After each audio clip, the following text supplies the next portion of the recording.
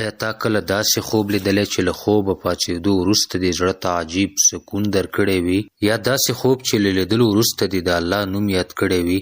دغه ډول خوبونه تصادفي نه وي، دا د ایمان ژوره نښه ده. اسلام وایي کله چې یو مؤمن انسان زړه پاک وي، نیت یې رښتینی وي، نو د هغه خوبونه صادق خوبونه وي.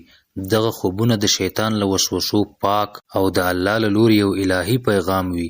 د قرآن تلاوت په خوب کې، که څوک په خوب کې د قرآن تلاوت کوي یا یې اوري، دا د ایمان نورانیت او الهي قرب نښه ده. علما وایي دا خوب ښیي چې الله تعالی له هغه بنده څخه راضي دی او د زړه صفایي یې ورکړې ده. د لمونځ یا سجدې کول، په خوب کې د سجده کولو یا لمانځه ادا کول دا ښکاره کوي چې ایمان کوي دی او بنده د الله په لور روان دی. دا خوب د دنیا له وسوسو څخه د خلاصون پیغام ورکوي.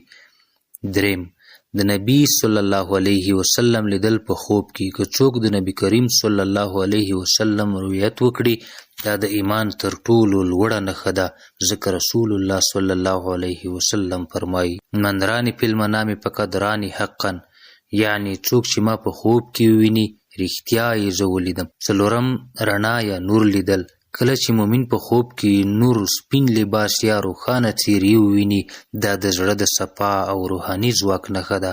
علما وایي دا نور د الله د رضا علامه وي. خو یوه بله حیرانوونکې خبره هم شته. ځینې وخت دا خوبونه د انسان د راتلونکي ایماني حالت نښه وي، یعنې الله بنده ته ښیي چې ستا ایمان لا قوي کیږي او ته به د ازموینو نه بریالی راوځي. که څوک په خوب کې د دعا کولو حال ویني، دا د الهي قبولۍ نښه ده، ځکه دعا د بنده او د الله ترمنځ تر ټولو ژوره رابطه ده. که څوک د مکې مدینې یا زمزم اوبه ویني، دا ښکاره کوي چې زړه یې له دنیا پاک شوی او الله ته نږدې شوی دی. نو که تا کله داسې خوب ولیده چې له لیدلو وروسته دې زړه ته سکون راځي او د الله یاد درته راځي، باور وکړه دا د ایمان نښه ده، دا یو الهي الهام دی. تل هڅه وکړه چې له خوب وروسته الله یاد کړې، د هغه شکر ادا کړه، ځکه دا خوبونه د الله له لوري د مینې نښې دي، نه تصادف.